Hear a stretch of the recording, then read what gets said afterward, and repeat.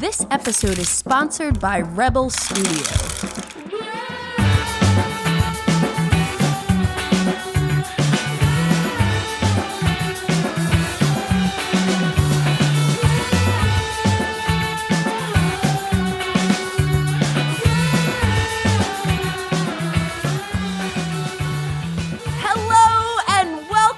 Episode 34 of the Board Game Geek Podcast, where we geek out about board games, the mechanisms behind them, and the people who create them. I'm your host, Candice Harris, and I am so happy to be here today with Elaine from the No Pun Included YouTube channel and the Talk Cardboard podcast. How's it going today, Elaine? Yeah, good, thanks. I learned a very important lesson this morning. What is that? Which is, if you want to toast some bread, under the grill, do not use baking paper because it will set on fire.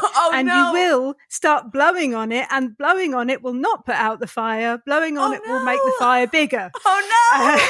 So your toast will almost end up in the kitchen sink. Oh, jeepers. So I learned that lesson. There you go. Okay. That's some advice. Hey, it's 2024. Like, this is, you're just starting off to learn. I'm sure we're going to learn so much this year. But thank you for that tip for the rest of us. You are welcome. I am delighted to be here. Thank you so much for inviting me. Yeah. No, I you know what? Like, I have since very early on, since I got into modern board games, been watching No Pun Included, and I just love what you and Efka kind of bring to the table in terms of board game content creation. I mean, everything is just so entertaining. It's bold, thought-provoking, hilarious. We try our best. No, you nail it. And it's also really cool because I know you're a musician, right? Right, I play guitar and banjolele and ukulele. And you write but they're cool pretty songs. Much the same thing. You write cool songs. Sometimes. But it's always... sometimes. Yeah, it's always cool to connect with fellow gamer musicians, too. One day we need to just have a band. We just need to have a super group, of board game musicians. Yes. A super group. Yeah. Okay, yeah. All sorts of... I'm into a super group. Yeah, all sorts of... the board game version of the Traveling Wilburys. Yeah. Sorry, I interrupted you. All sorts of something. No. That's okay. I'm so excited by that thought. We need to do it at some point. This is just something I've been... I always think about when I meet different people in the industry, Henry Audubon plays music, Eric Lang plays music. Mm-hmm. We're going to do it. We're going to do it. Do we have a bassist? Eric. Yeah. Eric Lang excellent. Yeah. Oh, good stuff. Yep. Okay. I'll play drums. Yeah. Excellent. Yeah, I know you play drums. Yeah. That's really cool. Thanks. Thank you. So I don't know. I think I mentioned this when I was talking to you and Efka at Essen this past year, but back in 2019, and this is pre-BGG, Candice, I think I was on a game night at that point, a couple of times, but I decided to go to Essen. My partner and I, we were like, let's go to, well, it was my idea because he's not a huge board game enthusiast like I am. But I was like, let's go to Essen. This is right around our anniversary, cool little Euro trip. And our friend Joe ended up coming out and sleeping on our hotel floor. It was so cool. That was my first big board game convention too. And wow. What a one to go for, it's right? Massive. Yeah. It's huge. It's so overwhelming when you first go to Essen. Yeah. And I think in 2019, I had my whole list of exactly what I wanted to pick up. I remember I was getting Pax Transhumanity. I was getting the new, at the time, I was about to Terraforming Mars, Terra Mystica expansion, the Merchants one was coming out then. And oh yes. Yeah. Yes. We queued up for some time for that. Yeah. Oh yeah. That one always had a massive line. And then, but one night we were walking back from dinner with our friend Joe, and we were walking by and you and Efka were outside and we were like, oh my gosh, that's them, you know? And we walked up and said hi. And I think the way we approached from the dark, I think I had a hood on. We probably looked like we were going to rob you or something. But then once you realized we were just board game fans and, board game fanatics, we were starting to talk. And I remember you two had just played Magic Maze on Mars. Like, what happened with that game? Like, I remember it dropped there, and then I was like, I'll get it in the, when it comes out. I don't know. I know there was some maybe production issues or rulebook issues with it, but I don't know what happened with that game. But, I don't actually remember that happening at all. I don't remember seeing you. I don't remember being I'm sure. approached by this hooded figure. I don't remember being terrified of a hooded figure at any point during my Essen trip. Yeah. So, but I have I'm not good at remembering phases at all. I have a problem with that. So, you could have been, the Queen, and I wouldn't have remembered that you were there, honestly. But now I know you, fortunately, more. So now I will recognise you.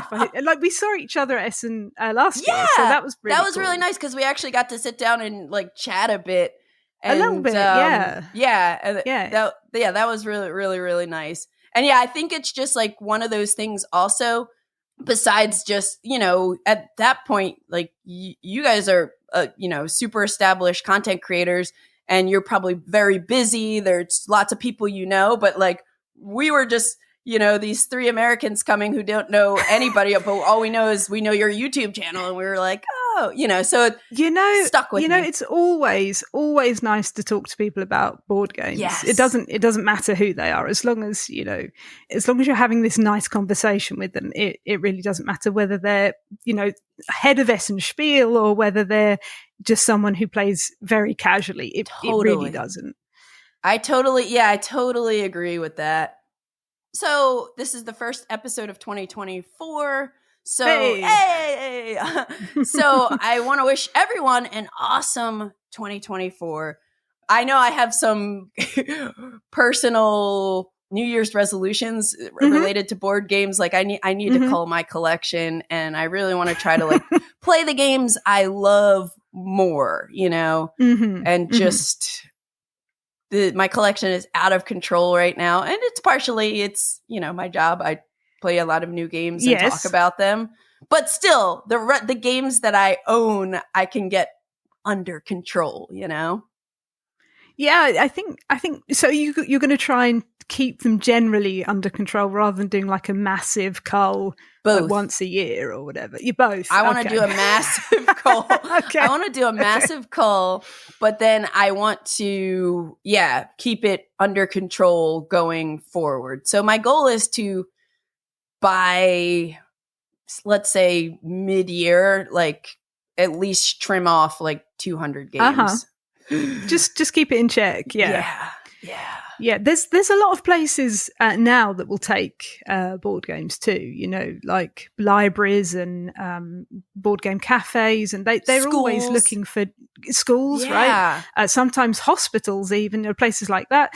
They're always looking for good new games to have. So rather than just having one or two, I think it's great. Thanks. As my resolutions are kind of along the same line, really, is that one of them is kind of to play games for fun more, which it sounds a bit silly, but because it's our job, there are some games that we really like that we just never get to the table because we think, if we've got time to play a game, we should be playing XYZ game because this is for our job and we need to play this for the review or the podcast or whatever, So I think that's one of them, is just to play games that we really like for fun. Yeah.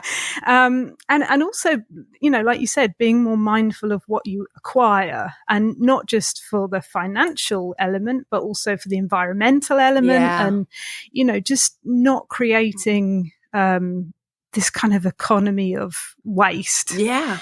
100%. So they're kind of very similar, but also to be, I think, a little bit more personally kinder to myself when I'm playing games and not to go, oh, why did you do that, Elaine? What a silly move you did there. Just to enjoy the game. Yeah, don't beat yourself up too much if you make mistakes. Right? Yeah. Right. No, that's all really great things to kind of keep in mind.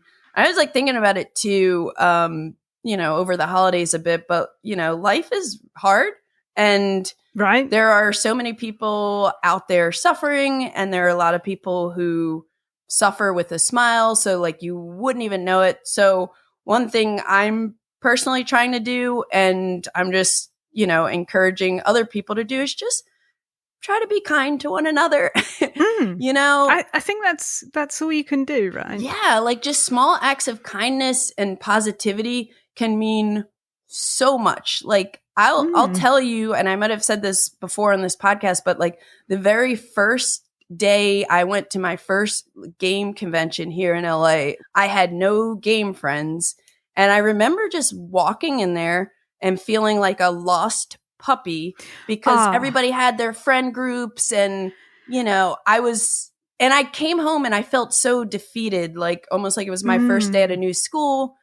And eventually I had my friend Jennifer Slickburn saw me wandering around at a convention the next time I went. And she's like, come here, come sit down.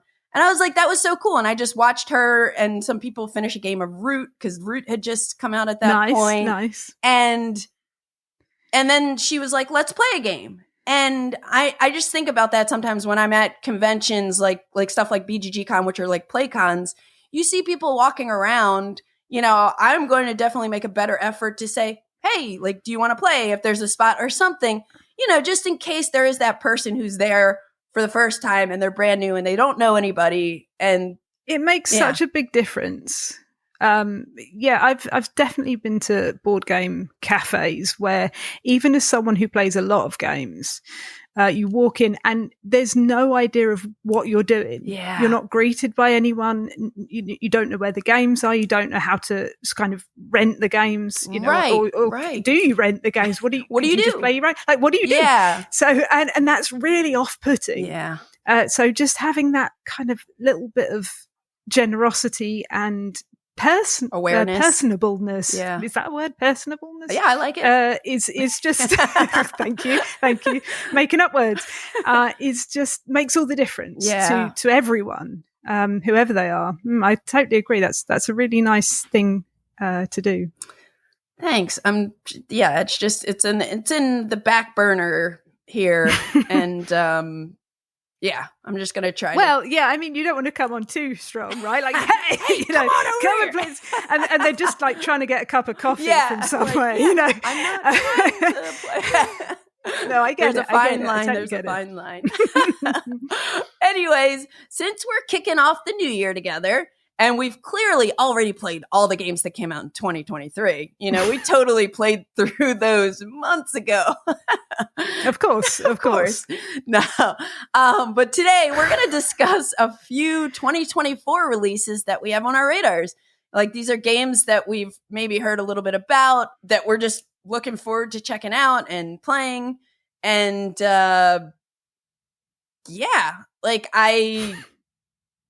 obviously we don't know everything that's going to be coming in 2024. This was so hard for me because I barely remember games that I have played, let alone games that are kind of this ethereal concept that are only coming. Pictures on the internet or whatever, Yeah, so. Yeah, there were a couple of games that, as I closed out last year, that I was like, I can't wait for these games to come out. But in other cases, I had to think about this a little bit. So anyways, before we start talking about new games we're looking forward to in 2024, I'd love to hear what you've been playing lately, Elaine. So let's jump into fresh plays.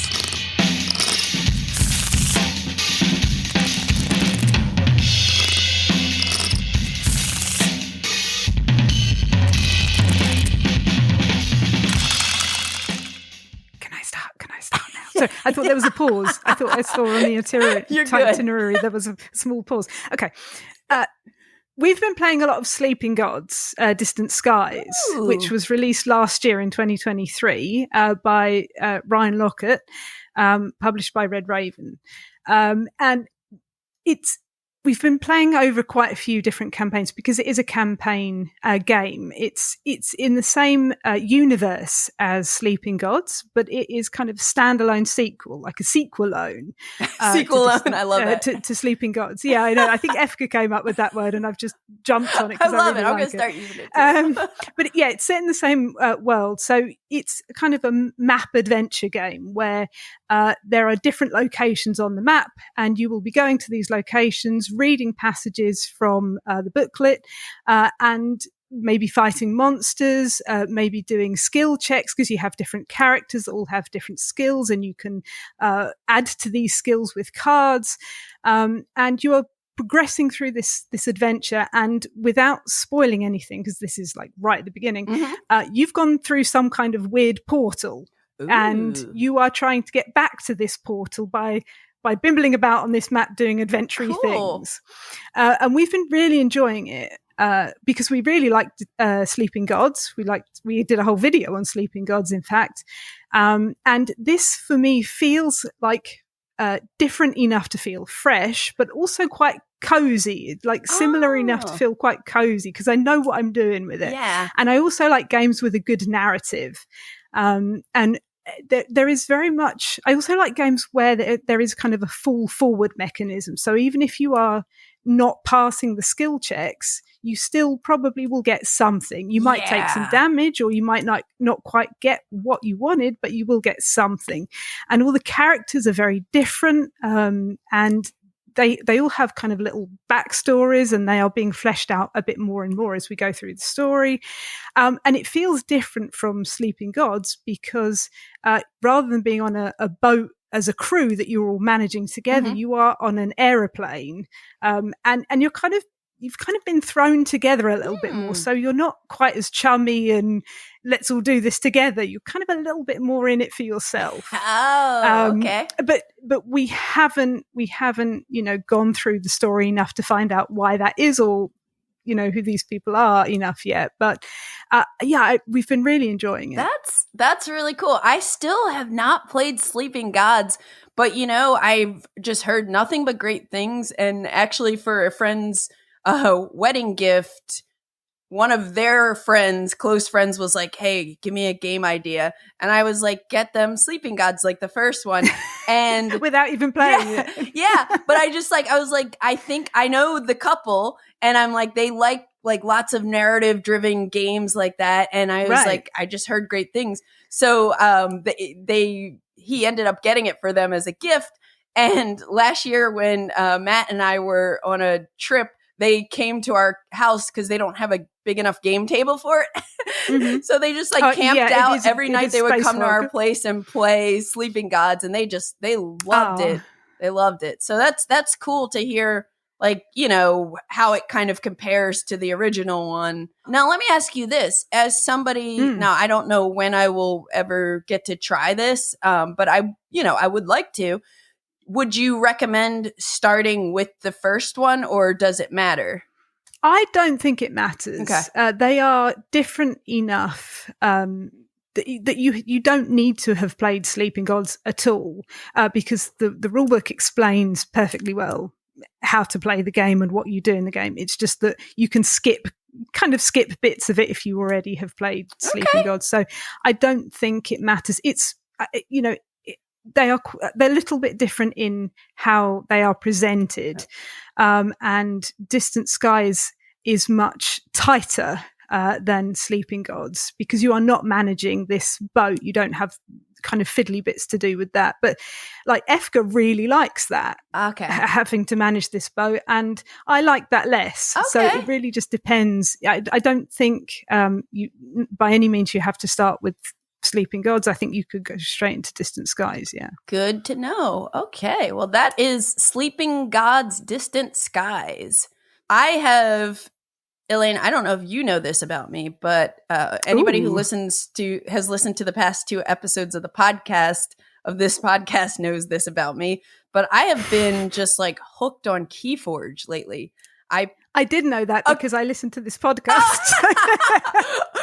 Okay, so yes, so I played it for the first time at BGG Con in November, and I just I still have not like I think about it every day. I like crave yeah, it's something's got me hooked. But anyway, so I've still been playing that, but I'm not going to talk about that. I'm going to talk about a game that I played on Christmas Eve. So we have a tradition for the past 5, maybe 6 years, where on Christmas Eve we play Dead of Winter with our friends Cassie and Jake. And it's like a thing. We'll usually cook like a pasta meal, and then we'll play into the wee hours of the night. So this year we were getting together earlier in the day to play some games. And I was like, you know what would pair nicely and be just like a nice light experience? Why don't we try Freelancers, a Crossroads game, which is another plaid game from Plaid Hat Games. And I forget I think this came out at Gen Con, if I recall. I think it came out at Gen Con, and the publisher provided a copy to me. I think it was at Gen Con, not at Essen. But at some point, I got a copy from the publisher, and I had been curious to try it because this same group of friends, we played a little bit of Forgotten Waters, and we had just a great time with that. But Freelancers is a game that, again, came out last year in 2023. It's designed by Donald Schultz, and it plays with 3 to 7 players. And it's basically a re-implementation of Forgotten Waters, which is this kind of like story-driven game that's also, you use an app. Like it has narration in the app, and it tells you like what to do, what page to turn to, sort of thing. But allow me to read the introduction to this game, because it'll give you just an idea of what you're getting into. Congratulations, humanity is dead. The bad news is that all they left behind is their garbage and a broken gig economy. That's why we need freelancers like you who are ready to take any job, no matter how loathsome. As a freelancer, you will delve into ruins, brave the wilds, and slay hordes of hideous creatures that litter the dark, forgotten corners of the world. All so you can gather loot and return home, ready to blow it all and start over again the next day. It's a lousy gig, so it's perfect for the likes of you. So I love the humor in these kinds of games. The humor is just hilarious. You know, Forgotten Waters had one of the greatest cards I've ever seen in any board game. What was it? Forgotten Waters had a card that was called like Old Pair of Boots or something. And it's the text on it was ugly but functional, just like you. And I love that kind of humor. That is so great. Yeah. I'm trying to remember. Like we haven't finished Forgotten Waters. We joke throughout the year. We're like, yeah, we forgot about those waters, because it's just like maybe one day we'll get back to it. But this game, you know, I didn't even prep and like read the rules ahead of time, because I'm like, we'll just go through it. And one of the cool things is there's you can play through the tutorial in the app. So, you know, and learn the game as you're playing it and everything. But the idea is, which is really cool that you brought up, like, you know, sleeping gods, because these are kind of slightly similar, you know, in that they're narrative driven games, right, where you're kind of creating a character and doing skill checks and stuff. But you build a character and you're basically playing through a quest.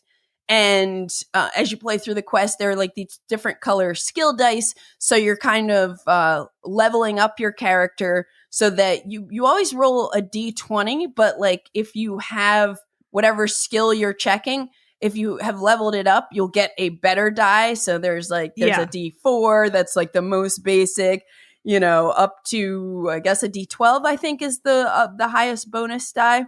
But I was like, I really liked how you can, like, you'll pick a type of character and then kind of a trait to go with it. So I was a troll gambler, and I know we had an imp witch. I forget what the other ones were, but yeah, you put these two sheets together to like kind of build your character. You come up with a name, and then there's like a Mad Lib thing where you read your backstory.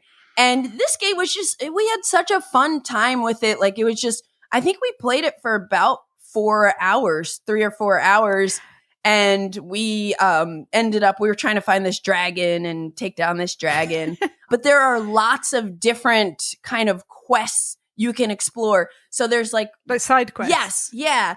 Like, so, well, not even side quests. Like now that we played a whole quest together, the four of us can now do a different quest with different characters, like complete, like it's a new setting. So they have a bunch of sheets so you can change which characters you are. Obviously, I don't know if it's obvious, but you don't have to play with the same group. It's not like a legacy kind of campaign. Some games game. You do, right? Yeah. Some games they ask you to play with the same people and stick with the same characters. What did you think of the voice work on the app? The voice work was great. I swear I recognized one of them, and I thought it was is it David Barry? The guy, he's one of the guys from like the IT crowd.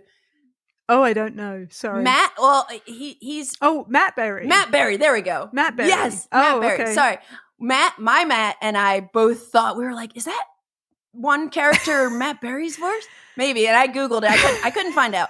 But yeah, I thought like that's the other thing is, thanks for bringing that up. The narration, like all the voices, like you'll listen to little passages, you'll have encounters with people and you'll play it. I had it on my iPad and then I had it coming out of like a Bluetooth speaker, and it just really like sucks you in. And the humor again is just like really, really fantastic.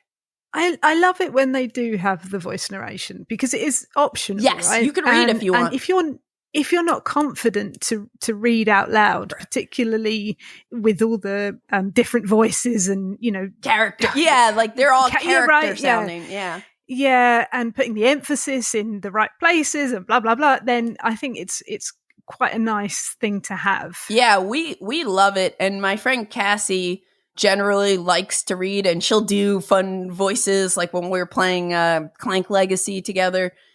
But this, we just like we hit play and it's so well done and it's so entertaining, and this is very light. I think the what they were trying to achieve here, they nailed it, like having this like light RPG experience that can be played in an evening, like right. And experienced by newer players. Yes. Yeah. Because I don't have much RPG experience at all.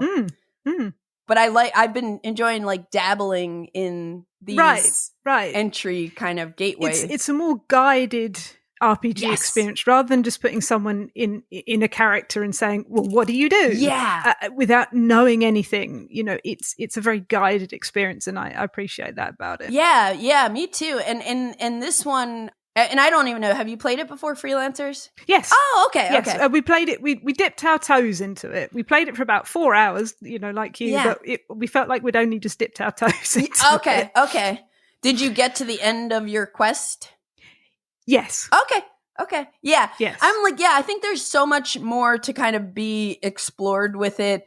And I think I know a lot of different people who are like lighter gamers who could just, it's a different kind of experience. And I also liked how like everybody, besides creating your character and stuff, everybody takes on different roles. So like I was the game master. I was in charge of like running the app, and I was also the influencer. So I had the little influence board in front of me. So everybody has a level of influence in relation to each other, which usually like breaks some turn order rules. And sometimes it's like the person with the most influence does this, and there are things you can do in the game to gain more influence to jump ahead of people. But like Matt was had the role of like finding our path on the map and drawing where we were going and stuff like that. And then another person had those wheels, like the weapons kind of. Right. Yeah. Right. Yeah.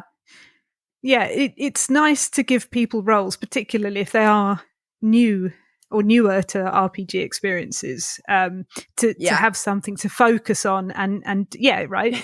So I like that about it also. Yeah. So that is like, if anybody's curious to kind of dip your toes into a lighter RPG experience, and just like if you're looking for a laugh, if you're looking for a laugh and not trying to take a game night too seriously. Freelancers. It was cool. I'm definitely looking forward to seeing, like, trying more quests and, hearing other character voices and trying this one more. So that's Freelancers, a Crossroads game. What else have you been playing lately? We at Christmas played Spots. We took it to my parents' house because we stayed with them for Christmas. So we were playing with my parents and Efka's mum. Cool. It was released 2 years ago in 2022 by Alex Haig and from CMYK. And it plays 1 to 4. So we played it as a 4-player. Well, we kind of played it as a 5-player game, but I was playing it in tandem with Efka's mum. Oh, no. So we're playing it together. Nice. So, but it's a game where I don't know if you've heard of Spots. I have heard of it, and I've been curious to try it, but I haven't tried it. Yeah, so you have a bunch of dog cards, and they all have spots on, and dice also have spots on. So there's this kind of Yahtzee-ishness to it, where you are rolling dice and you are trying to match the number on the die with a space on one of the dogs to cover up the dog's spots. Oh, okay. So it's a pretty simple idea. You're rolling dice, placing them on your dogs if they match the numbers. Mm-hmm. But it is so very hard to do. It's like it seems really simple. So you start with 2 dogs. And there are a bunch of actions that you can do. Some of them let you roll 3 dice and then optionally roll another dice, or some of them let you get little bones, which are like the ability to re-roll dice, things like that. But it's so hard to do. To win the game, you have to have 6 complete dogs. Oh. And it was just so hard because you can bust. Because if you can't place one of the dice, you have to put it in this yard, right? Okay. In this little yard, which is just a space on your board. But if the spots on the dice add up to more than 7 at any point, you completely bust. You lose all the dice that you've put on any of the dogs that you've got out. Oh my goodness. And you have to kind of start again. Oh wow. So yeah, we really enjoyed playing it. Everyone, like my parents enjoyed it, Efka's mum enjoyed it. But it's just a game where it looks very simple, but actually to achieve the goal is not so simple. It looks like there won't actually be that much to it, but there's so much decision making within, like, which action do I take? And once someone has taken one of the actions, it flips over and you can't take that. No one can take that action again until there's only one action left, and then they all kind of unflip. Okay. And the action that wasn't taken gets a little bone on it. So whoever does take that one next will get that kind of added incentive to take that. But we didn't do that well. Like I said, I was in tandem with Efka's mum. We did not. My mum won hands down. She was like a rolling fiend, just like, yeah, I've got this. Because what she did was to build up her bone pool so she could re-roll the dice. Yeah. And so when she didn't roll well, she was like, well, I'll just spend a bone, re-roll them again. But you can't pick the dice that you are rolling. You have to either just not roll any or re-roll all of them. Oh, right. So I mean, from the pool, not the ones that you've already placed. Right, on the dogs. right. They're safe, kind of. Yeah, until you bust. But you're not getting to just say, "Oh, I'm just going to re-roll this one die." Right. You got to do them right. all. Okay. No, it was hilarious though, because and all the dogs have like the super cute artwork. All the dogs are really adorable, and one of the dogs is a cow because why not? Why not? Why not? I don't remember that the cow's name, but they all have super cute names, and they're all doing little poses, and it's just one of the dogs, one of their spots is just their nose. It's very cute, and it was very silly, and we all enjoyed it. Cool. Yeah, that's one that I've kind of had my eye on. So it looks so cute. Spots, and it seems like clever with the dice, like putting the spots on the dog cards, Yes. Yeah, there's a huge like push your luck element to it because, one of the actions is to roll 3 dice. And you think, well, that's obviously really good. But then if you roll the 3 dice and then don't roll anything you want, that's bad. So there is a definite push your luck element to it that I underappreciated. Cool. So that's Spots. Nice.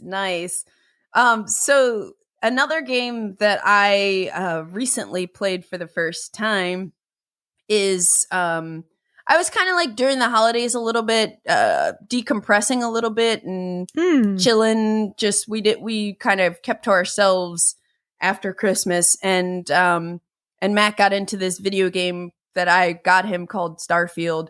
So he's hooked on that. So I was like, let me take this opportunity to play a solo game.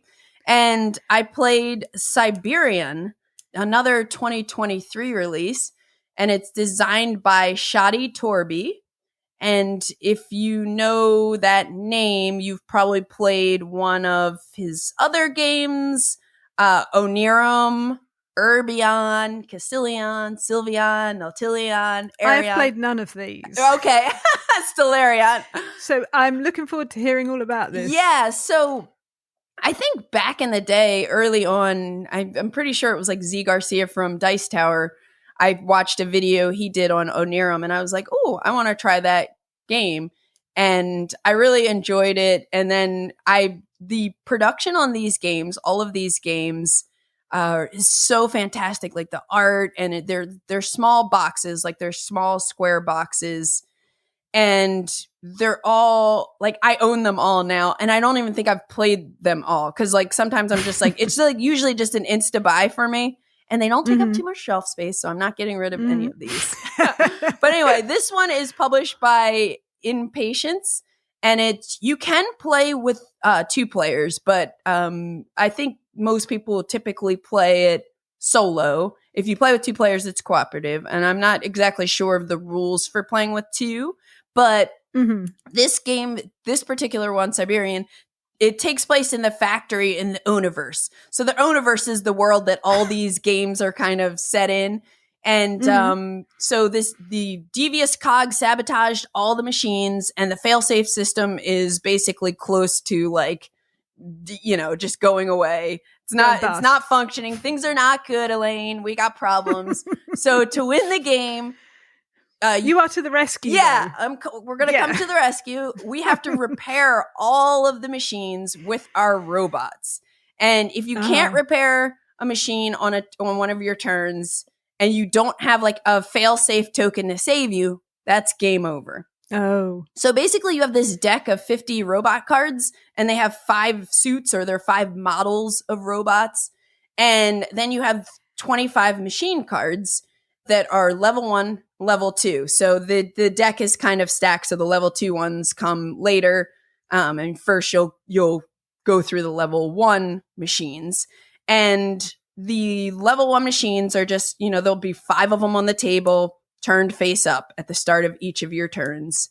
And you have a row that's called the factory row, right? The factory row, Right. I think. Yeah, the factory row. And then you have, to the right of your robot deck, you'll have 5 robots face up, and that is the platform. So when it's your turn, you're going to try to use the robots you have to do one of 3 things. I guess not one of 3 things. You're using the robots to do 2 things, but there's one other thing you can do. The main thing you're trying to do is repair these machines. So each machine card has like requirements on the bottom. And it might be, hey, you need to spend 2 of this specific type of robot, and then you can repair this. Or the robots also have a size to them. So it's like, hey, you might need 2 size 1 robots, and then you can repair this machine. So, and when you're doing that, you're discarding these cards. So you have these 5 cards in front of you, and you're trying to think about like, okay, if I use these 2, I forget the name of the purple ones. Like we'll just say the purple model robots to fulfill that machine. But let's say grape robots. The grape robots. I like that. If I spend these 2 grape robots, I can repair that machine. But this machine over here is looking for size 3, and one of those grape robots is size 3. So maybe I want to use that robot with this other size 3 banana robot. And, so you're trying to figure out, it's like very much a hand management game where you're trying to figure out how to play the cards. Because the other thing is, besides repairing robots, like discarding robots to repair a machine, not repairing robots, repair the machines, you can also take one of your robots, discard it to trigger its power.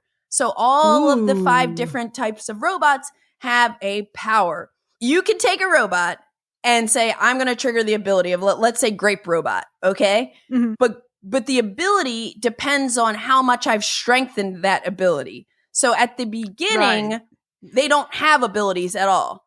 But once I start repairing machines, I can discard those repaired machines, because that's my experience pile, to now advance my different robot models. So now I'm making them their abilities more powerful. Right. So is there like a programming element to it, or is it more just like a planning element to it? It's more of a planning.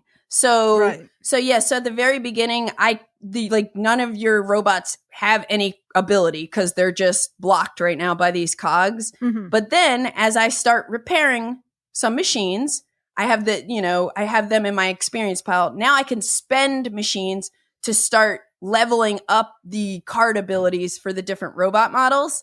So, for example, there's one robot that lets you like add a card to your platform row.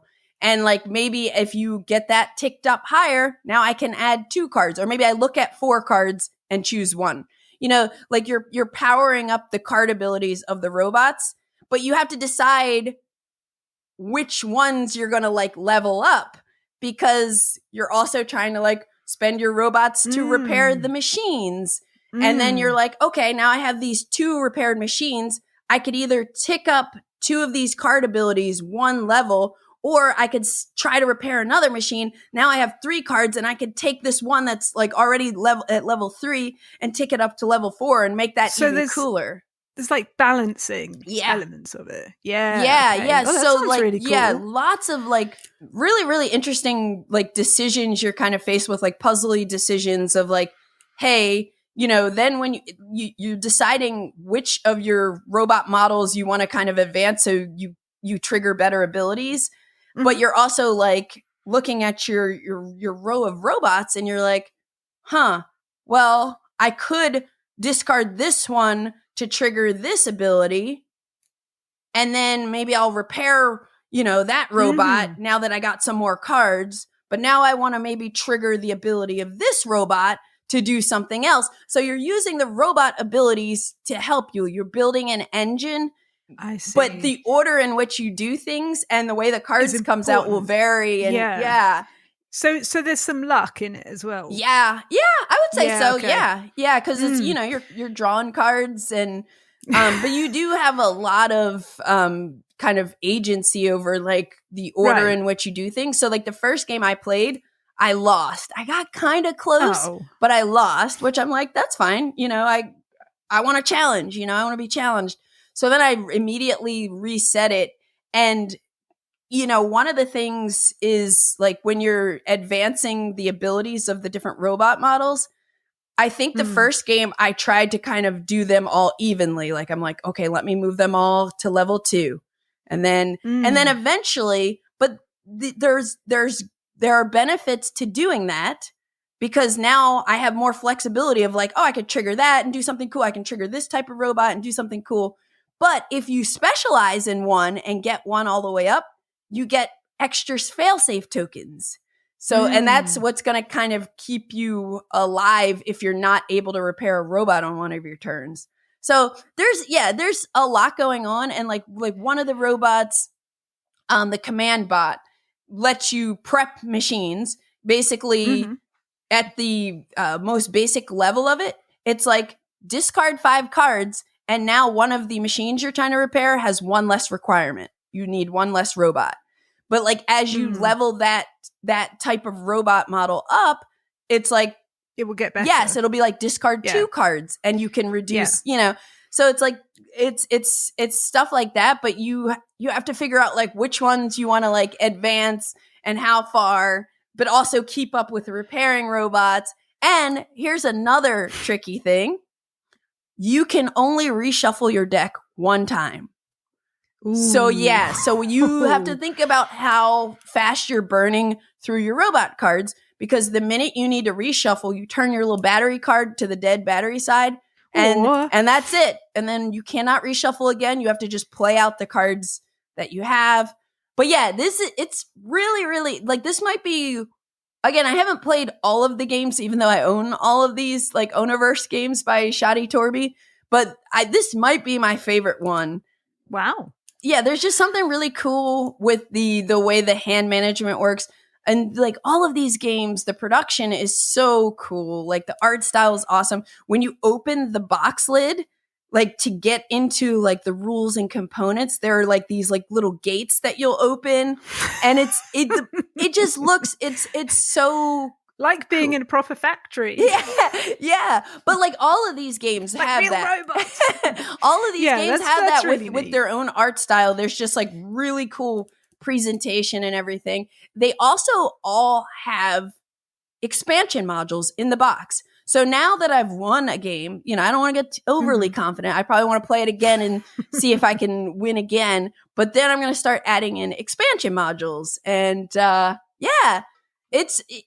I would say, like, if you like solo games and that are like kind of like puzzly, only take about like 30 minutes to play, check this out. It's Cyberion. And if you've never played solo games and you're kind of curious, I think any of these games are like a good place to start, because again, the rules are always well done. They're really cool to look at. They only take 30 minutes to play, and you can kind of scale them up with the built-in expansion modules for like lots of variability and replay value. So sounds cool. Yeah. That is Cyberion. And yeah, like I said, I'm kind of like, I should just play one of these each week, and so I can play them all, because I haven't played them all. But we've played lots of solo games cooperatively. Yeah. So sometimes they come with like 2-player modes, but quite often we've just played it as a solo game. Yeah. But talk through the decisions together. Right. Yeah. That is another thing that's really fun, to like take a solo game or co-op game and play it with another person or other people. Cool. That is Cyberion. And now a word from our sponsor. Attention, human listeners! This is Commander Whiskers from Mlem Space Agency, hijacking your airwaves for a particularly important announcement. You've seen us conquer your living room, now watch as we take over the cosmos. Brought to you by the brilliant mind of Reiner Knizia, Mlem Space Agency is a game where strategy meets interstellar cat shenanigans. Pick your feline astronaut with unique skills and launch into the great unknown by trying to match your dice rolls with each step of the journey. Do you hop off to explore a planet, or dare to whisker it all by venturing further? With easy-to-learn gameplay and a stunning roll-up playmat, this game is perfect for families and gamers of all stripes and whiskers. Whether you're a seasoned space explorer or a newbie in the galaxy, there's fun for everyone. So get ready for a fur-raising adventure that's out of this world. Secure your copy of Mlem Space Agency and join the feline space race today. Now returning to your regular podcast. But remember, we cats are always watching, now also from space. Okay, so Elaine, are you ready to talk about what you dread? Upcoming games. Oh, I see. I thought we were going somewhere else for a minute there. Yeah, yes, I am. Yeah, I am. Cool. I've done my homework. Yeah. Cool. Yeah. As I said, like there were a couple of games which are going to be the ones I mentioned last that I instantly came to mind when I'm like, oh, I can't wait till 2024. Yeah. There was a couple of games that I thought might be coming out in 2024 that are not coming out in 2024 after all. So they had to be struck off the list, unfortunately. But these are in no particular order. Okay. I just want to mention that, right? Like, it's not like, my top looking forward to and then my least looking forward to. It's they're all games I'm looking forward to. And what I was trying to just pick different ones, right? Rather than have because there are games that I'm looking forward to by designers that I like their games, or, publishers that we generally enjoy their games. But I didn't want it to just be a list of, Reiner Knizia games or whatever. I wanted it to be have the games that maybe spoke to me a little bit more, that do different things. Yeah, I love that. I'm interested in the game itself and what it might do. Cool, cool. Yeah. I ended up with a few honorable mentions. Yes. I like to do this I would like to hear about squeeze those. in more, So one of the honorable mentions I had was the Elder Scrolls Betrayal of the Second Era, which is a big chip theory game that's coming out. And I demoed this at Gen Con, and I did like a 2-hour demo, and it was just super cool. I mean, I'm a big Too Many Bones fan, and this was kind of reminiscent of Too Many Bones, but also different. And it had some of what is what I saw in Hoplomachus Victorum also. And I don't know, I'm not like a big video game person, so I've never played like Skyrim or Elder Scrolls. So I don't know that world too much, but I was still so immersed in it. And I'm really, really excited about that. But one of the reasons it's an honorable mention and not on my main list is because I have so much Too Many Bones content and Cloudspire and Hoplomachus do you have the into. chest? Yes. Yes. I have the trove chest. And I'm like, I don't know how that thing is ever, I feel like that's permanently in my shelf right now. I see. It's heavy, but yeah. It's the perfect size for a calyx square. Yep. So, and that's what we have. Yeah. So anyway, I just want to mention that because I am really excited about that. And I think that is supposed to come out at some point this year. So that's the Elder Scrolls Betrayal of the Second Era. And of course, I'm so excited about the upcoming KeyForge set that's coming in March. It's KeyForge Grim Reminders. It adds new mechanics where you're interacting with your discard pile. And I just put it as an honorable mention because I've just been gushing about KeyForge so much recently. But I am hyped for that. But anyway, let's start with in no particular order, but your number 5. Right. So my number 5 is, and I know you've played this game, it's Molly House. Yes! So feel free to jump in at any point on this one. Designed by Joe Kelly and Cole Worley, published by Whirligig Games. The play count is 1 to 5. I don't know how it differs between playing 1 and 5. Because I've seen playthroughs of it, but I've only seen the playthroughs at 3 players.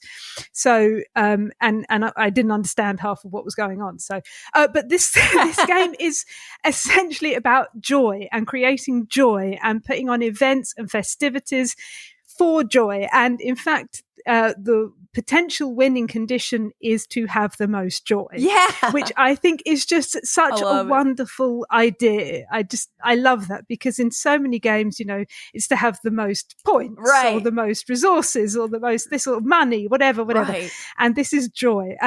But I'm kind of burying the lead a little bit here, because this game is about social history and specifically queer communities in 17th and 18th century London. And I know we've got 1,000 games about that already. Tons. But I thought this one looked particularly well done. It looks very interesting. The art is amazing for a start. I love how it is done. But it's a game that you're playing semi-cooperatively. So you're working together to try and put on an event decided by one of the Molly cards. And there are various different cards, vice cards in the game. There are 4 different types of vice cards, and 3 of them will kind of help you to be putting on this event or doing things towards that or giving you like influence or reputation. But one of them is a police card, which will kind of try and arrest you, and like a constable who will try and arrest you and make you feel guilty. But the ultimate goal is to keep the Molly House open over 4 weeks. So if your Molly House is open after 4 weeks, you potentially win the game, unless you are the infiltrators and you are working against the rest of the players, right? To try and have this house closed. Yeah. And it also means that if you are an infiltrator, you get some kind of lenience with the constables, with the police.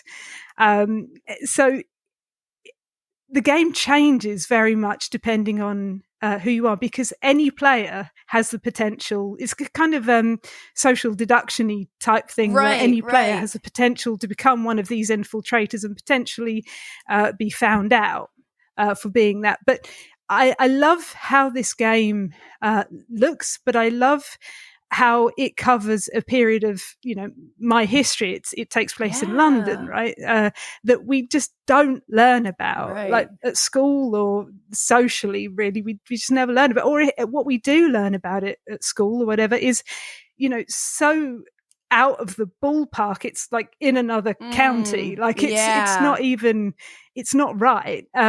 So I love how this looks at different aspects of my history that we just don't learn about.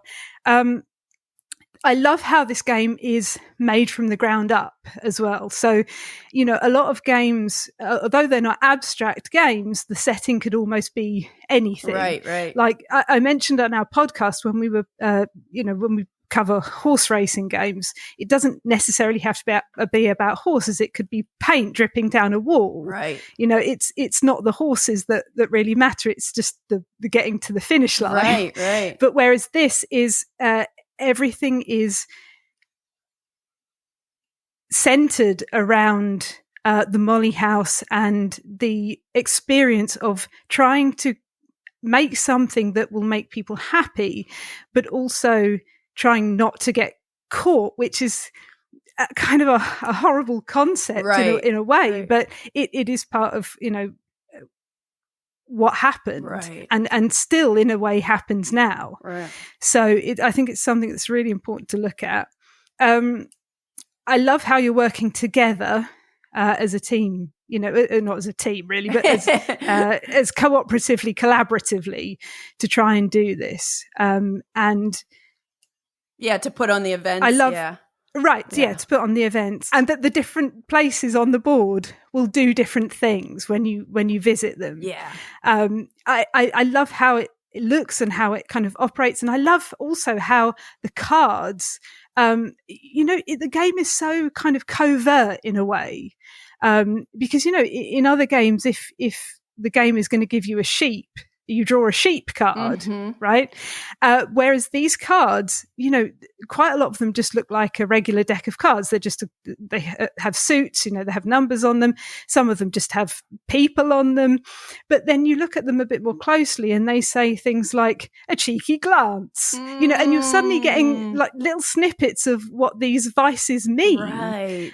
They're not, nothing is overt. You can kind of decide amongst yourselves how much information you are sharing as well, because I know that there are certain rules within the game, like you can't show each other your hand of cards, but you are playing out the cards onto the table and you are showing each other little snippets of information, and you can discuss certain things and show people different things just to kind of, but it's all very covert, and I think that is very representative of what probably happened in these Molly houses. Like you were trying to tell people things, but in this very subtle way. Yeah. Well said. Yeah.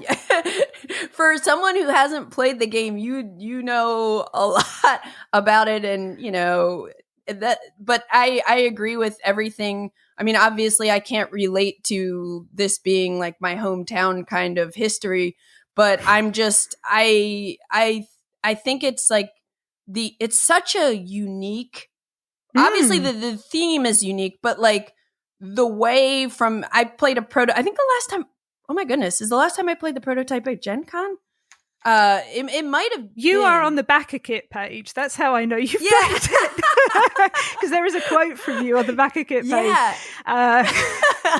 Yeah, it's been a while, but every time because I think I've played it twice, partial games of prototypes, and I know it's since, just keeps getting developed and improvements are being made, but I find it so unique, and it's like the not only just the theme, like the historical topic, but the way everything you're describing about how the gameplay works. I'm like, I can't really say another game that feels like this. And that's like one of the things I think just, like Joe Kelly brought this to the table and designed this game. And they really did. Yeah. Molly House was one of the games that was in the original Zenobia Award contestants, and I think I'm so glad that Whirligig and Cole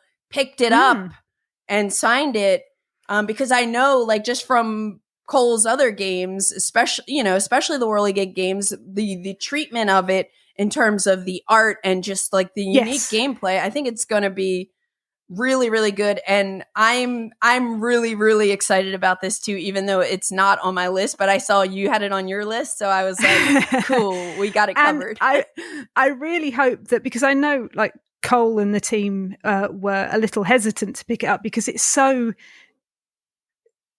out there. It's like you said, it's something that's not been done before, and I know they were worried that, like, would people how are people going to respond to this?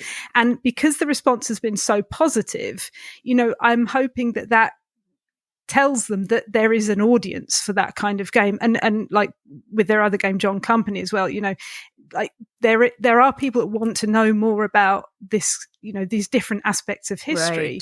And I'm not saying that a game can tell you everything about a subject, is always the right way to tell you about a subject, but it can always be a springboard. If you think, I didn't know anything about this, it's giving you a little bit of information and you can go off and learn more about it, of something that you might didn't even know existed or didn't even know how something operated. So I love that about it. Yeah, and I think that's part of what, like, my fascination with so many historical games, is like, I will find a game, and maybe sometimes even before I play it, I'm just kind of captivated by, hey, I didn't know anything about that aspect of history. But then when I play the game, I can't tell you how many times I've gone and picked up a book, and I started reading it, but I didn't finish because that's I have book ADD. But do you ever listen to audiobooks? Because I find those really helpful. I need to try. I always tell myself that I can't, because I'll like kind of focus in more if I'm reading the words myself. But I should try. I tend to put them on when I'm before I go to sleep, so I'll put it on for like 20 minutes before I go to sleep, because if I'm reading myself, I tend to switch off a little bit and I end up reading the same paragraph. I do that too. Yeah, and I'm like, it's not gone in. Rewind that page. But if I play it while there's no other input, because the room is dark, there's no other sounds, nothing else is happening, it's quiet, and I'm planning to go to sleep, so if I start feeling sleepy, that's okay. Hey, I might try it, Elaine. 2024, new year, new me. Just nothing scary. Don't listen to anything scary before you go to bed, because I've done that, and then you have bad dreams. But yeah, like I definitely appreciate that, and 100% agree. Like, a board game that's about some point of history is not going to like tell you everything, but it does definitely spark curiosity for me to like want to learn more about it. And I start watching documentaries and I start picking up books, even though I haven't fully read a lot of them, but I am very curious about it, and I think that is something that's really cool about games like Molly House and John Company. Yeah, I agree. But the first game, so that is Molly House. The first game I am mentioning is Ironwood. This is a new game that's coming in 2024, obviously, from Mind Clash Games. It's designed by Maël Brunet and Julian Chaput. And it's a 2-player game that got announced right at the start of PAX Unplugged. It's a 2-player game, but there's a solo mode. And this is a new one. This is going to be the second one in Mind Clash's Mind Clash Play line. Like, did you and Efka ever play Astra? I don't think so. Okay. No. I really liked Astra. It was this constellation game that was very light, but like really good. Not enough people are talking about Astra, but yeah, I almost forgot about it myself. But Astra was the first game. So Mind Clash is known for these big, heavy, very thematic games. And so they started this sub brand called Mind Clash Play, and Astra was the first game in it. I quite enjoyed it. And Ironwood is going to be the second one, which is a little more complex, I think, than Astra was. But this is an asymmetrical card dueling game. And of course, you know me with my KeyForge and Flesh and Blood and everything. I like these kind of games. So, and also just like if you say asymmetry, they had me at asymmetrical card game, Okay. But one player is going to be playing as the like ironclad side, and one of the neat things is that player will play with metal components, whereas the other player is going to be playing as the woodwalker side, and all of their components are wood. Oh, wood? And I saw, good job. I saw the prototype and I was like already kind of blown away by the production of it, even though it wasn't like the finished version of the game. But this game, I didn't actually get to sit down and like play a demo game of it, but I'm just really excited about it. It seems really cool. Like, I love the asymmetrical gameplay. I like that there are different goals, and the way that the two different sides move around, interact with the map is a little bit different. And I'm excited to see Mind Clash kind of like branching out into a new space with like kind of a card game like this. But there's a board and everything, so there's definitely a board component to it. It is a board game, but it's kind of driven by these cards. And it just looks really, really cool. And I like these kind of games. And I'm generally a fan of like Mind Clash games and like what they're producing. So I'm very excited about this one. Nice. Ironwood. Nice. Have you seen this one or heard anything about it? I haven't. No, nothing at all. So, but no, we never played Astra either. So, but that sounds interesting. I like how I like asymmetry. Yeah. Do you have a favorite faction in Root? Oh, because there's only one right answer. No, I don't have a favorite. I'm kidding. Well, maybe that's it. I actually haven't played the latest Root expansion that came out last year. No, me neither. I kind of like the lizards.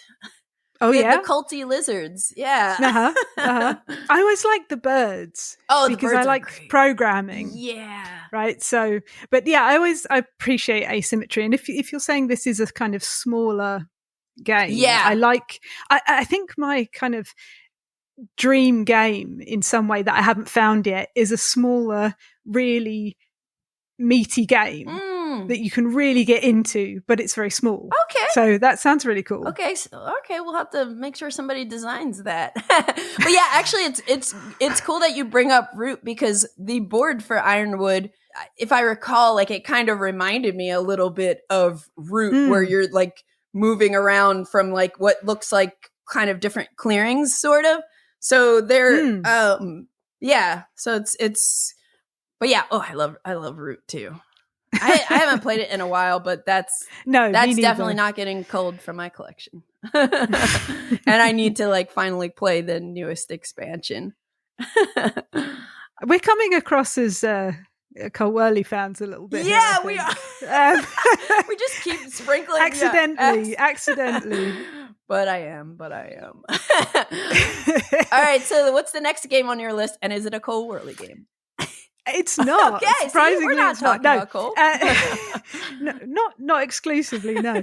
This is a game called Tycoon India 1981. The designer is Siddhant Chant. The publisher is Ironwood Games, and it plays 1 to 4. But I think that it's probably better with a slightly higher player count from what I've seen of it. Okay. Because if you're playing with like 2 players, there are bots, and I don't know quite how well they work, having never played the game. Gotcha. But this is a big economic simulation type game in the style of maybe like Brass or something like that. Cool. You know, have you ever played Brass? Yeah, only Birmingham. Okay. Well, yeah, like that. But rather than taking place in like the past, it's in living memory, 1981, and you are an industry tycoon in post-colonial India. Right, because you're trying to build up the economy and the industries after some people came in and did some horrible things from another kind, and then now they've gone away. I don't know who they were, but they've gone now. So you're trying to you're trying to build up the economy, and there is so much in this game, you know, just like in a lot of big economic simulators. There are so many actions that you can do. And at first it looks like there are only 6 actions you can do, but actually one of those actions gives you like another 10 actions. Nice. So, you know, we know those games. Right. You're buying shares from other people, just like in like an 18XX type game, where you're buying shares, but you're buying shares in their industries. You're trying to make more industries. You are putting little factories, plants on the board. You are also trying to play as the tycoon. So that there's 2 different bidding mechanisms in it as well. Sounds amazing. One of them will be in every round, but one of them won't, because there's like variation within the different rounds. But when you are the tycoon, it is like a huge bonus, because the game only gives you like 14 actions in total, because there's only 7 rounds. You get 2 actions per round, right? But if you are the tycoon player, you get an extra 3rd action. So rather than having 2 actions, you get a 3rd one, and you are also the first player of the next round. Okay. Right, so it gives you this massive bonus, but there's just so many things about this game. It sounds awesome. Yeah. I mean, it interests me because it's a period of history again, and I say history. You know, it's like not that long ago, right. But I know nothing about it. Yeah. And one of the great things that the rulebook does is that it has like little snippets of how this works in the real world, so you can kind of relate that to what is going on in the game. And I love that, because again, like I was saying with Molly House, you know, it's not going to give you like deep, in-depth knowledge of what was going on, but it might spark something in you to like look into it a little bit more.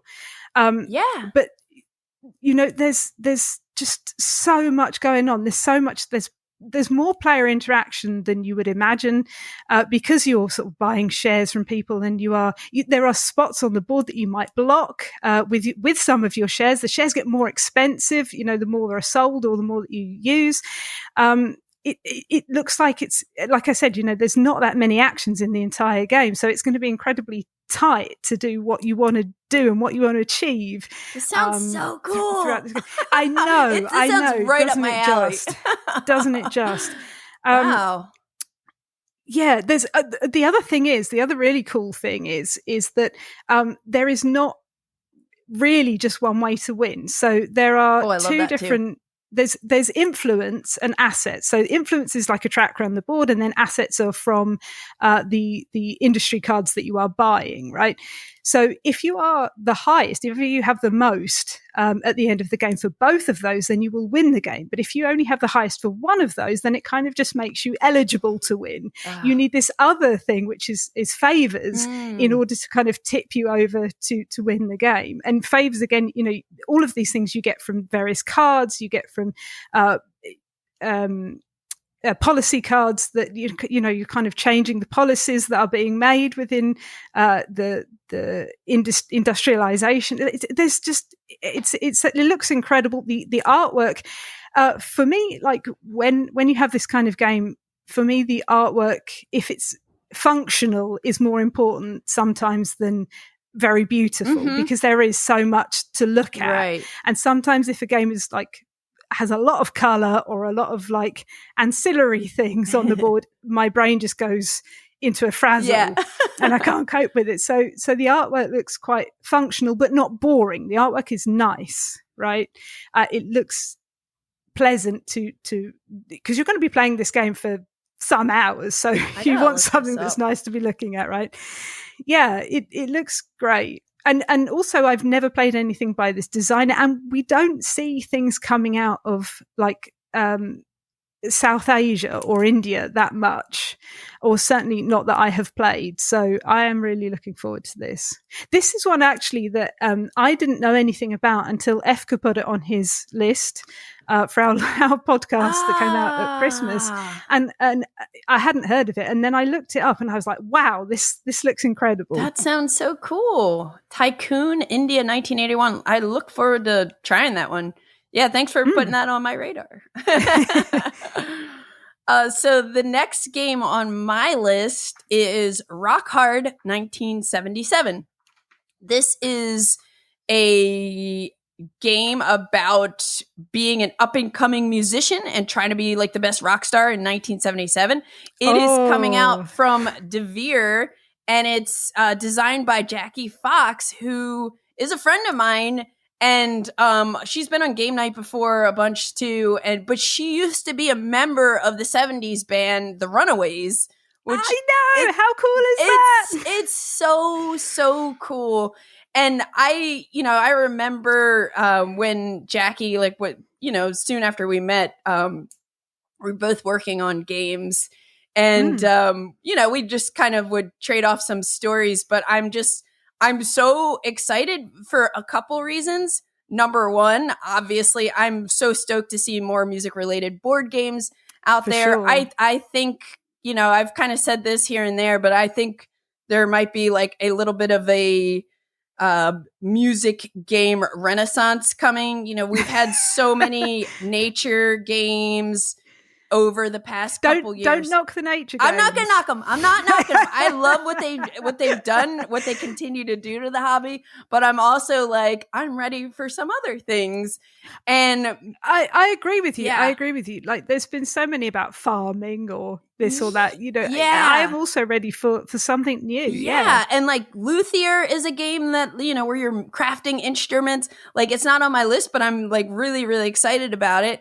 And I also haven't really said anything publicly, but I signed my game last year as well, and I'm not going to give any more details. But I have a music related game coming out too, and I'm just like, I look forward to that. Thank you. I'm really excited too because Jackie and I are both in LA. We're both female musician designers, rhythm section too. Mm-hmm. And so one thing I talked to her about, I'm like, I would really love for us to when both of our games are out, do a little release party together. And, so I think we're going to try to do something just to kind of celebrate that and both of our games when they're both out. But I'm just so excited that, and DeVere, knocks it out of the park with their production and everything. Right. So I'm really, and I actually haven't played her game. We almost played it on TTS a couple of times. Now she has played my game and actually gave me some really cool feedback at some point just from her experience of, going through development stuff with her game. But I'm just really proud of her and I'm excited about it. And I can't wait to see more and more different types of music related board games come out. Yeah, me too. Yeah. So that is Rock Hard 1977. My next game is Pax Penning, which is just to get that out there. It's nothing to do with the other Pax titles at all. It's just the name. It's not the sequel to Pax Pamir? It is absolutely not. No, it is nothing to do with them. Okay. It is just Pax as in the word peace, right? So it's just the title, as far as I know. So the designer is Matilda Simonson, and the publisher is Milda Matilda Games. The player count is 3 to 5, so it's minimum 3 players. So it's one that might not come to our table immediately because there's only 2 of us.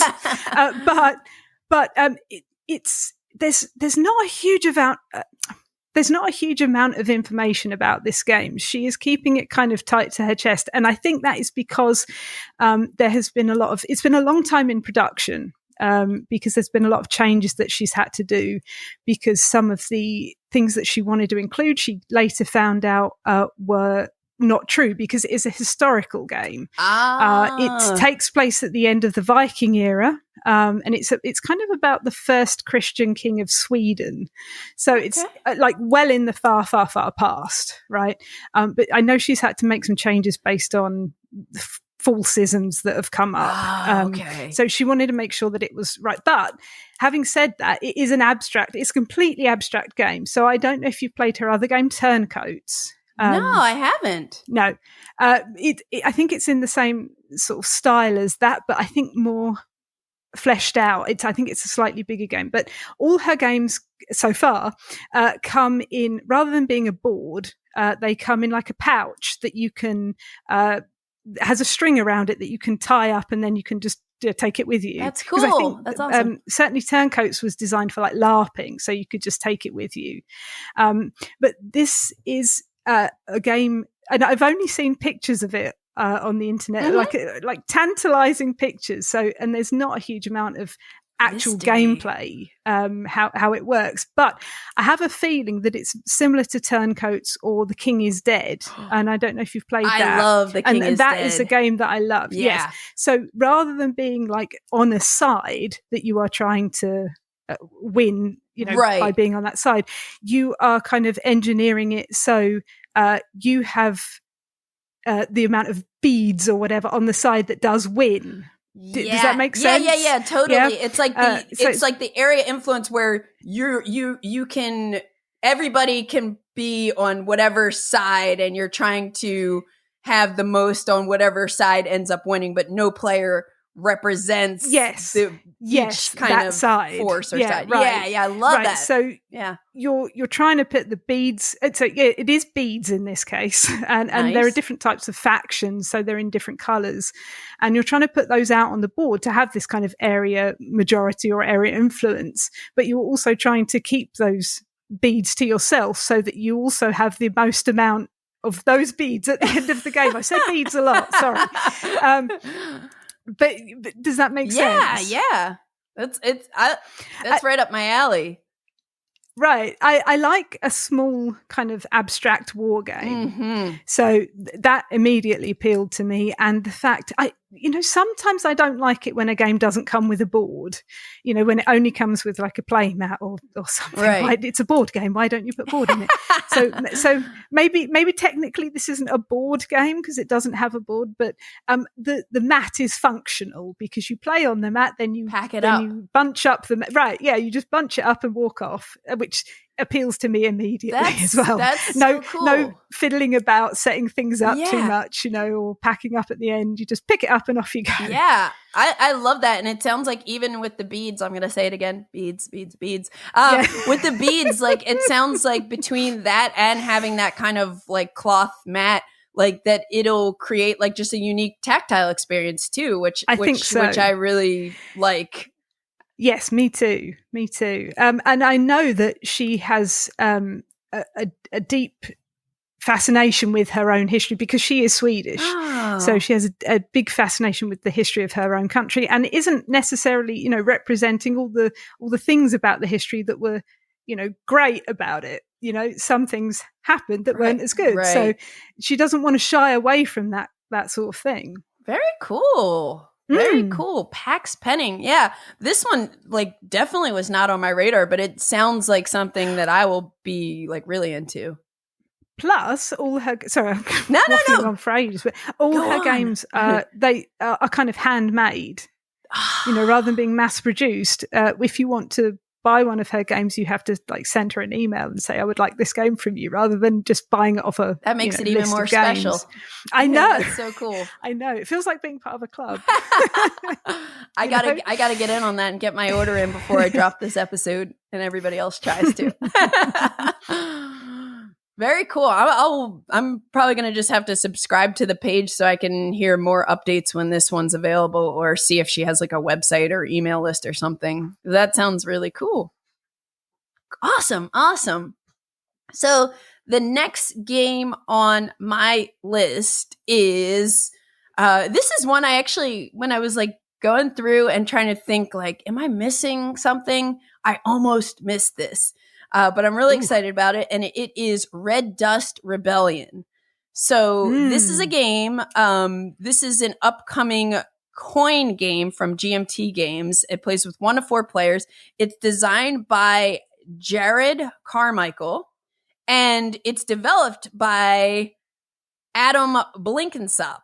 And usually I don't like mention who develops it, even though like developers are such a crucial, important piece of the puzzle when it comes to making a game. So like and a lot of people don't know who's out there as, developing games, but they're doing so much important work behind the scenes. Right. So yeah, good job developers out there. Like kudos, like thank you for doing what you do to make sure these games are, playable for us, and working, collaborating with game designers to make these games happen. But the reason I bring up Adam is because I met Adam 2 years ago, maybe 2 or 3 years ago, when I went to GMT's weekend at the warehouse event. And so he's a friend of mine at this point. And so I've never actually met Jared. I forget where Jared is from. I think somewhere in Europe, but it's a big continent. Yeah. Somewhere in Europe is fine. Somewhere in Europe. But I don't remember exactly where Jared's from, but I've, talked to Adam a lot, and I kind of, get a couple updates on the development of Red Dust Rebellion. And just one little cool side quest story here.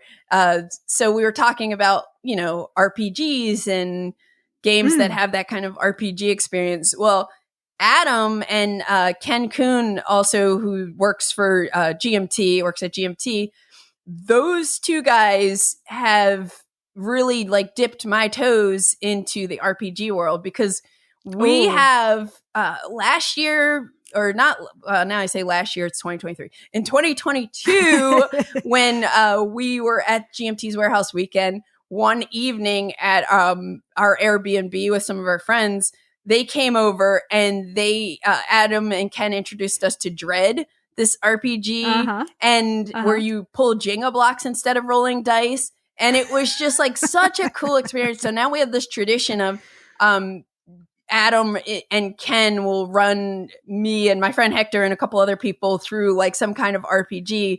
And it's really cool because he's like such a good GM and it just blows my mind. So anyway, I just want to bring up Adam in here too. Aww. Yeah. But again, Red Dust Rebellion, I already said I love asymmetrical gameplay, and I'm a big fan of the coin series that Volko Ruhnke started. And for people who aren't familiar with the coin series, traditionally, they've been historical board games that are focused on guerrilla warfare and counterinsurgencies around the world. So there's a whole series of these games that are set in different time periods and different, places around the world, different countries. And the gameplay is kind of centered around asymmetric factions that are competing against each other. Most of them are 4-player games, so you'll have 4 different factions, and you're kind of competing in this multi-layered area control struggle, and each faction has their own motivations based on the history it's representing, and then they'll have their own like unique victory conditions too. And the gameplay is centered around a deck of event cards and this really cool initiative system, where at the top of the event cards, there will be a certain order of the factions. But once you take, in most cases, only 2 factions are going to like actually participate for each event card, like each turn. And you have to kind of decide, do I want to pass or do I want to participate now? Or is it better for me to stay for the next event because that's something better for me?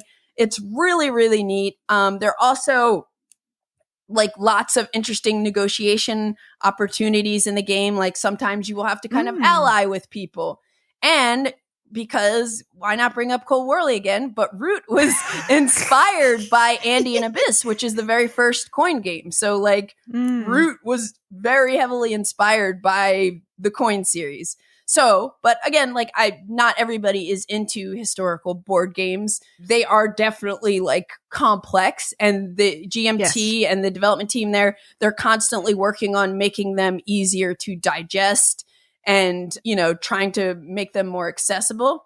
And this game, Red Dust Rebellion, is volume 13, and it is the first coin game that is not based on history. What? Yeah. So instead, it tells the story of the Martian revolts of the 2250s and the rise of Martian nationalism. So it's not even just not history. It's not even Earth. Right. It's the future on Mars, and there are four. Again, there are four factions. You have. Like every coin game will have like kind of a government faction. So in this game, it's the Martian Provisional Government, and they're representing Earth interests, but also trying to keep the local population happy on Mars. Then you have, then you have the corporations. Like someone will play as the corporations, and that's basically representing Earth-controlled companies with vested interests in Mars, and they're pushing to like colonize and terraform Mars. Then you have the native-born Martian workers, the Red Dust movement, and they're kind of like demanding a government for Martians by Martians without Earth interference. I see. And they're like willing to take it by force. So, there's the insurgency there. And then there's another faction that's the Church of the Reclaimer. And they don't want to repeat the mistakes of old Earth. They're basically opposed to terraforming and opposed to like further colonizing Mars. So you have these like four different factions that are going to be, having their own like interests, but some of them kind of commingling and needing to like work together to push towards their own victory condition. But I'm so excited about this because number one, I love the coin series. I love that it's like, they're branching out a bit so that like people who maybe aren't so keen on playing games that are set in real history, but like want to experience like what is like some of this awesome gameplay in the coin system, now you can kind of take it in a new setting that it may be more approachable and more enjoyable for some people to kind of try it out. And yeah, I don't know. I think it's going to be really, really cool. I got excited just about like reading more about it on GMT's website and BGG and everything. And I guess like for anybody out there who's again not familiar with coin games, I wrote an article a couple of years ago, and it's called. It was when the first 3-player coin game was coming out, called All Bridges Burning. And so the article is called All Bridges Burning and How GMT's Coin Series Captured My Heart. And I am going to link it in the show notes because it like tells the story of how I, someone who, I don't know, I never thought I'd be into historical board games because I never was into history growing up. And I just kind of fell in love. And that article kind of tells specifically why the coin series excites me. Have you played any of those games, like the coin games? It might surprise you. I don't think I've ever played a coin game, unless you count surprise me too much. Yeah, like not a lot of people have ventured there. No, it's something that we've just not, because it feels like a really big endeavor. Yes, thank you. That's a good word, endeavor. And it's just not something that we've kind of branched into very much. But it's, I do like war games. Generally. But I think what you were saying about not having been interested in history before, and this has made you interested in history, this is kind of what we were saying about these other games, like it depends on the teacher and how the history is presented to you, as to whether it interests you and excites you and you want to learn more. If it's when I was at school, and we got history books and they were just pages and pages of text, and then maybe one picture in the entire textbook, right? And they're going on about things that are so far removed from your own experiences. courtship in Henry VIII's times, and I don't know, where even is Aragon? Where is Catherine of Aragon from? Why do I care about this? And and you're doing it in this kind of rigid setting as well at school. But when you're presented with it in this different way, in the form of a game, it becomes so much more alive, and it makes you want to learn more about it. Yeah. So, but yeah, coin games are something that we've just not on purpose not played. It's just something we haven't, and I'm always up for new games. So yeah, and I would say, Elaine, too, like. The coin series definitely can be, if you're coming at it from never played and you're all new players, it can be very daunting. One of the things that GMT does with all of the coin series games and almost all of their games is they include a playbook. So like the very first one I got was Cuba Libre, and I ended up just setting it up because I was so excited about it, and I set it up. The playbook will take you through like several turns so you can kind of understand how each faction works. They also tie in historical notes of why the factions are doing this or that. And so that's helpful. But even still, if you're brand new to it, it's still very complex and daunting. And I would say, just like something like 18XX, if you have someone who and John Company also, like these kind of games, like if you have I highly recommend finding someone who knows how to play it that can teach you and you can play your first game with, because once you do that, it won't feel as complex, but learning it on your own is very complex. I agree. Like before I'd played anything 18x, XX, then I was put off by that too a little bit, just because it is so vast and so daunting. But then we had a friend that was willing to teach us. I don't know what the first 18XX game we played was, but and it sort of springboards you into being able to play all these other games that you never even really knew existed. Exactly. And I really love that you guys did that whole 18XX episode too. Because there's not a lot of helpful content out on YouTube about 18XX games for how cool they can be, Yeah. I know there are some people, covering 18XX games, and I really appreciate those. And I also appreciate like Cube Rails games because they are a more approachable. I mean, they're not 18XX, but they give you that little flavour of 18XX before you shared plunge incentive, into the deep end. root building. Yes, and stocks. Exactly. Yeah, I love Cube Rails too. Yeah. But that's cool. So here's the plan. You and Efka have to come out to LA and stay with us, and then I will teach you a coin game. Because I think you guys would enjoy it. Okay. All right. Nice. Yeah. Done deal. So anyway, that is Red Dust Rebellion. What's the next game on your list? The next game on my list is Undergrove by Elizabeth Hargrave and Mark Wooten. The publisher is AEG. The player count is 1 to 4. And again, I know that there are mitigations if you're playing with a lower player count, where you play it with like automa almost. But this game, first of all, excited me because I really appreciate Elizabeth Hargrave as a designer. Heck yeah. I really appreciate what she's done in the past and how she's bringing. It's a bit like what we were saying about history, bringing nature into the forefront a little bit more. And I know you said you're sick of nature games now, but no, but I still appreciate these mushroom games. Yeah, and there's like 500 mushroom games coming out this year. But we're all going to learn more about mushrooms. Well, that's the idea, right? But in this game, you are playing you're not playing as a mushroom. You are actually playing as a tree, as a Douglas fir tree.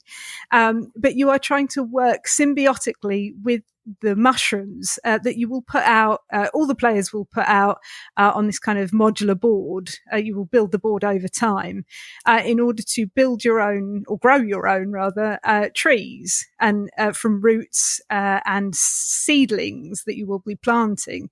all the actions will give you different things to do. Like you will be adding mushrooms to the board, you will be adding seedlings, roots, and activating mushrooms, which they will give you different things that your trees will need to grow, like phosphorus or nitrogen, or these kinds of different things. And what I love about this particular game is how close it is to what is probably actually happening. I'm not saying that it's like a nature book in the form of a board game, but I think it comes across a lot better than some other games that have the theme for the mechanism's sake. Do you understand what I mean? Yes, yes.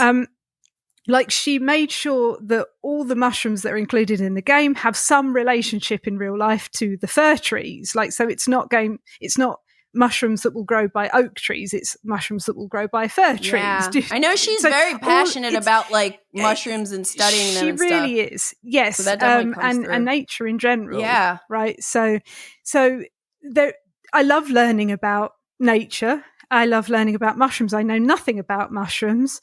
So I'm looking forward to learning all the different names of the mushrooms. There's one that I saw that's called the belly button hedgehog, which I just thought it was the cutest name in the world. So, it just looks like such a lovely game. And I love how kind of interactive it is because you are all building the board together. That's cool. And there are so many different actions that you can take, benefits that you're getting from these different mushrooms. So you're thinking about, like, there's not a singular path to kind of victory. There's all different things you can be doing. That's and awesome. There's not a clear idea of what that is. And I love that in a game where you have this kind of freedom, this kind of sandboxy feel of do anything you like, but do it well, and that's how you will win the game. I thought it looks beautiful because the artwork's by Beth Sobel, right? So it just looks great. And I always flip flop between wanting kind of cute, fluffy looking art. So there is a game coming out called Wild Gardens, which you know the game. I like those popping colors made on that. my list. Yes, I love that too. It almost made my list, but not quite. But it's still something I'm interested in. Maybe that's my honourable mention. I don't know. But kind of that style of art, because I find it very enticing, and flip flopping between this kind of almost Victorian botanical artwork. And this is what the game has, and it just looks so beautiful, and it's so well representing all the mushrooms in the game. It just looks great, and it looks really engaging. And you're so right. Like and Elizabeth is just such a great expert, because she also had last year the Fox experiment. And she might have I forget who she co-designed that one with, but someone was talking about it, and just like, I don't know stuff about foxes like that. And it's so cool that through playing this board game, you can kind of like just learn little tidbits, right? Right. What I also love about this game is that it's not focused around you, because it's the mushrooms that are the important bit. You're playing as the tree. Right. Because I think, most games that you play, you're playing like as the character, right? Or as, I'm picking mushrooms. That kind of thing. Whereas this is very much your relationship with nature and relationship mechanically with the rest of the board. Very cool. And the rest of the players that are playing the game. So I love that about it. Cool. So that is Undergrove. Okay, so I have two more on my list, and these are the two that I was just like, oh yeah, I'm ready. So the first one I'll mention is the Gaia project expansion, The Lost Fleet, and it's designed by Helge Ostertag and Jans Drogelmuller. I probably messed up the pronunciation on that. I thought that came across really well. Oh, thanks. Okay, good. You sounded confident. All right, thanks. Little vote of confidence there. I appreciate that. It is published by Fjorland Spiel, and I think Capstone is going to be bringing it into the US. Right. 1 to 4 players. I just kind of fell in love with Gaia Project this year. Like, I played it once, a partial game years ago, and kind of walked away like, I think I had a bad teach and just a bad experience, but I was also like, I like Terra Mystica theme better, so I'm just going to keep playing Terra Mystica. And I revisited Gaia Project this year, and I just fell in love. I love all these Terra Mystica games. I love Age of Innovation. But so we're still yet to play that. So we're looking forward to that. Yeah, one. I hope you enjoy it. I if you like Terra Mystica and Gaia Project, I think you're gonna really enjoy it. But this will have like new factions. There's a new like layout to the map that's gonna feature like holes where ships of the Lost Fleet and new planet types are gonna get placed. There's also, they're going to have these new small sector tiles, like these edge sectors. And just like, I know I have not played, I've probably played Gaia Project, probably 8 or so times this year, some solo. This year? Yeah, this year. This year. Like KeyForge, there's certain things that I do go deep with. Yeah. Wow. But I know, like, I still have so much exploration to do of like the different factions in the base game, but I'm still so excited about this expansion. And that's allowed. Yeah. I think it'll just like add some fun new twists. Also, another thing that I'm going to play at some point in the near future is somebody came up with a variant for Gaia Project where you mix in Twilight Imperium factions. Ooh, and so I actually went on Etsy and bought the player boards, like their mats, for these like TI factions to play this like variant. Oh wow! Yeah, so I've been really excited. I haven't had time to, but like I'm really excited to try that too. Because I love Gaia Project. So how could this not be on my list? Especially when I find out it's finally coming out in 2024. Amazing. I still, to this day, don't quite understand how the bowls work and the way the pips move. Like, I've played Terra Mystica, I've played Gaia Project. Yeah. I still have to ask, is this right? Am I doing this right? So, that's a puzzle in my brain forever, I think. It is like tough to wrap your head around. Like I'm so busy concentrating on this other thing. There's lots to think about. Let me play my game. Yeah. Cool. Yeah. I hope that sounds really exciting soon too. That sounds really cool. And the fact that there are like Etsy made Twilight Imperium factions. That's really like somebody came up, and it's like they're really fun. Like because they took the Twilight Imperium factions, but like made them. Like tied their abilities to more, to the Gaia Project game. And I'm like, of course, yeah. I love Twilight Imperium too. So like to mash up like two of my favorites, I think, it might be just like silly and ridiculous, but I'm going to try it. But you're going to find that out for yourself. I'm going to find out. I think that's on my list. And there's nothing wrong with silly. Yeah. Sometimes, games are there for fun. Exactly. And I'm going to put this on next month. If I haven't done it, definitely like, as my birthday week of games. Gaia Imperium, I'm calling it. Nice. Twilight Project, Gaia Imperium, something like that. But anyways, so that is my number 2 game, Gaia Project, the Lost Fleet expansion. All right, Elaine, we got one more. So, like I said, this is not like my number 1 game that I'm looking forward to. It's just one of the games I'm looking forward to. So, this is the Morrison Game Factory. Designer is Lauren Bello. Publisher is Post Curious. And it says the player count is 1 to 4.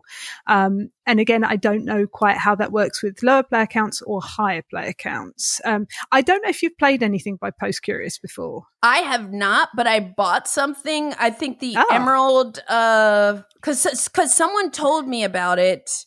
Oh, this is going to be wild. Actually, I'm thinking back to, it might have been the first episode of 2023 where I was... That's nice synergy, right? Yeah, that is really, because I think that was the first time I heard of any Post Curious games, and I bought one, but I ended up giving it to a friend as a gift before I actually tried it. Okay. So I do need to try, because they seem like really cool, puzzly, like unique production kind of.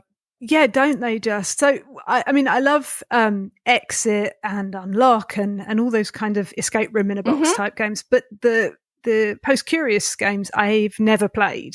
I keep seeing them and they appeal to me, but I've just never I don't know, taken the plunge, is like that kind of thing. Yeah. To play one of these, right? There's a lot of narrative in it. It's very story based, which really appeals to me because I like something that has kind of a story tie-in overall, rather than just something pasted on, I suppose, that you actually feel like you're immersed in this story. I like an immersive experience. So why I was put off by the other Post-Curious games is because I heard that you had to like use the internet a lot for them, and the idea of kind of Googling things or whatever was a little bit put me off. I remember playing a prototype a long time ago of an escape type room where you had to actually ring a phone number that they'd provided for you. And I don't like ringing people in real life. I don't even like ringing the dentist or whatever, right? So to have to do it in my leisure time really put me off. So I didn't want to do that. But this, it seems to have a proprietary website. Like there is one website, you put all the information into it, and it's all contained. You're not off Googling things or ringing people. Randomly Googling people, yeah. I don't know if that was an element of the other games because I haven't played them. But that's kind of what was in my head, and that's kind of what put me off. So, but this one is, you are in a factory. You've come across this factory, and you found the Morrison game factory in shrink on a broken down production line. The factory is completely broken down, but for some reason this game is there. Sitting there and there's shrink. One copy of it just sitting there in shrink. And you've opened it up and it's lots of puzzles that you have to kind of get yourself stuck into. And what I like about it too is that about all of these games, what appeals to me is that they are very tactile. And I like you were saying earlier, I love tactility in a game that's not too fiddly. My fingers don't work that well all the time. So having very tiny bits sometimes puts me off, but this looks like, there's big pouches and zips and, physical puzzles to do. So that really, really appeals to me. I actually saw this at PAX Unplugged, and I talked to Rita Orlov, who started Post-Curious, and most Post-Curious games are designed by her. And this one's a different designer, Lauren Bello, like you said. But this sounds so cool. And I think, this is definitely like one of those like smaller companies that's doing really cool stuff. And everybody I know who's into puzzly games like that, like those kind of escape room games, who have tried any of these Post-Curious games have had nothing but like really cool things to say. So I need to try one at some point. And I love what you were saying about like, it seems really immersive because you're like, you're in this story that's part of the game experience. And that's super cool.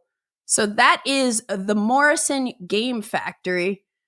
And the last game on my list, I had to do it. I'm bringing Cole Worley back.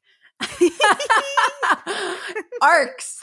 I'm very excited about Arcs. This is a game coming out from Leader Games, 2 to 4 players. It is a space opera game that can be played in less than 2 hours, and it fuses like that space opera kind of type of game with that epic feel, but with trick-taking, card-driven actions, where you're doing all sorts of stuff. You're like moving your ships around, building ships and star bases and stuff like that. And there are, the way the scoring works is really cool because whoever plays the lowest card, I think if I recall, they get to pick whatever suit card they play, a certain objective is going to get a point value. And now everybody's like kind of like competing to score that. And you maybe want to time it so that you're already ahead in whatever that scoring objective is before you trigger it. But then everybody else is not going to sit there and let you just get all the points. So I played this when I went to San Diego History Con back in November. And I was just like, wow, this is so cool. This is like one of those games, because I am a Cole Worley fan. So like usually I'm like, I want to play everything. I want to play everything, but I'm also not one of those people who like follow every bit of detail on like Kickstarter campaigns. I'm just like, when it's available, I'll play it then and I'll find out all the details. But it was really cool to kind of get a sneak preview of it.